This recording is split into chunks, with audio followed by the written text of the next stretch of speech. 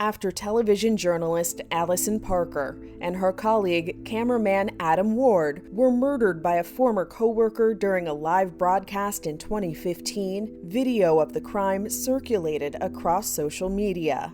And that footage is still out there, says Allison's father, Andy Parker. He and others have been trying to have that footage scrubbed from every platform. I was aware that the video of Allison's murder was consumed like pages and pages and pages on YouTube.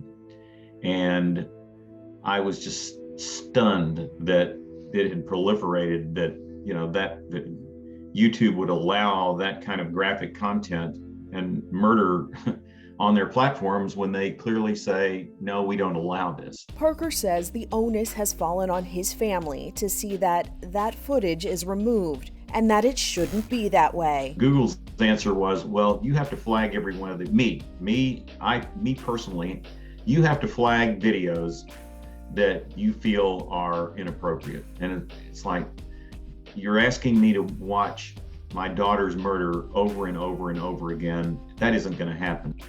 For Parker, the problem wasn't with the individuals posting the videos so much as the big digital platforms that allowed that posting to happen. These social media platforms they're protected from any kind of liability. You can't sue them for doing this stuff. That's because of Section 230 of the 1996 Communications Decency Act, which provides a legal shield for digital platforms. We wouldn't have these problems if you took away the immunity from these platforms to be sued.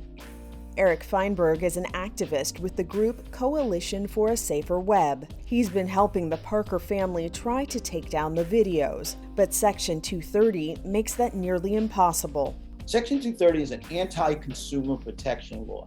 It does not allow for someone like Andy and Barbara to have any kind of, to litigate or go after these companies. If you go outside your apartment and you trip on, the stairs or trip outside, and there was some negligent or fault, you could sue your landlord, you could possibly sue the city for negligence or there's no oversight right now. Parker went to the Georgetown University Civil Rights Law Clinic, and they agreed to help him confront Google and Facebook. We tried to be nice and say, you need to do the right thing. And of course, that got no response.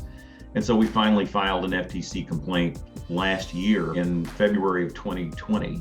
So it's coming up on 2 years that we filed an FTC complaint against Google for violating their terms of service. They say, we don't allow this. Google has not responded to the 2020 FTC complaint. In a 2020 statement to the Washington Post, YouTube said it had removed thousands of videos of Parker's shooting since 2015, adding, "Our community guidelines are designed to protect the YouTube community, including those affected by tragedies." The statement continued, "We rigorously enforce these policies, using a combination of machine learning technology and human review. We will continue to stay vigilant and improve our policy enforcement."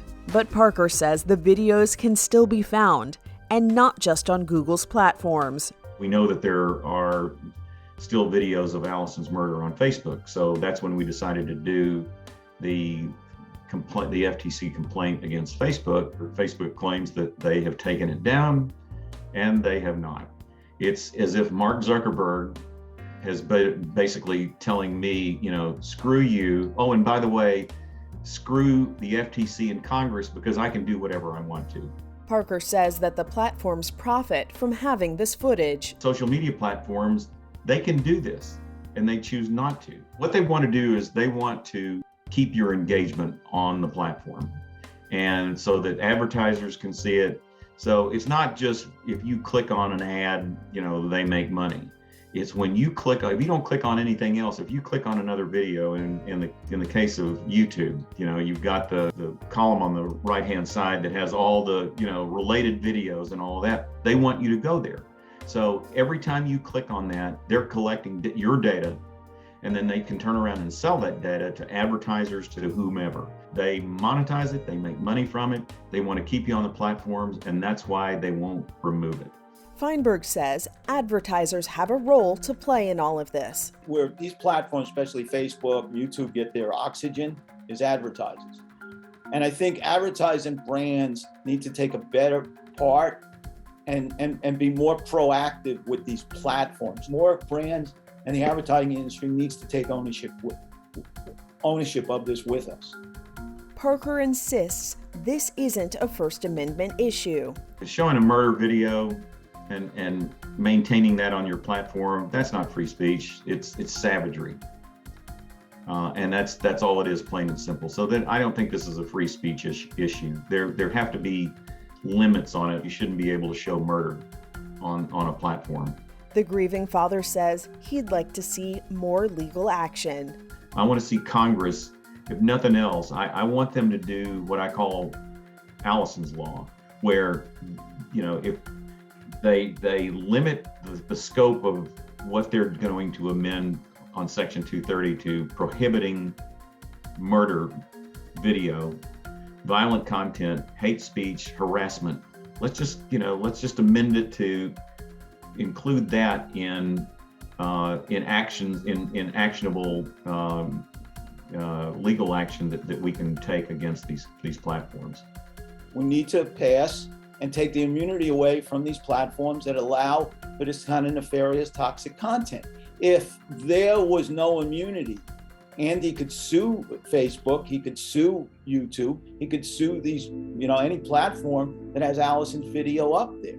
Instead, because they're covered by this archaic 1996 law that gives them immunity, there's no incentive for them to take it down. In response to the FTC complaint, Facebook said in a statement, "These videos violate our policies and we are continuing to remove them from the platform, as we have been doing since this disturbing incident first occurred." The company said as well, "We are also continuing to proactively detect and remove visually similar videos when they are uploaded." But so far, the complaint hasn't yielded much concrete action. I can still go on Facebook. I can still find videos of that horrific attack. It's been weeks now since the FTC complaint has been filed, and there's been no action. And part of the FTC complaint was that their reporting systems are archaic, obsolete, and we got no response. The videos are still up. And the videos that are in the FTC complaint is still up. So they've taken no action to take them down. And Parker would still like to see legislation to address this bigger issue. I want to see Congress lift their liability immunity so that we can have our day in court. That's what I want to see. I want to see Google and Facebook brought to justice for the pain and the suffering and cruelty that they've inflicted on not just me, but a lot of people. This is Inside Edition Digital.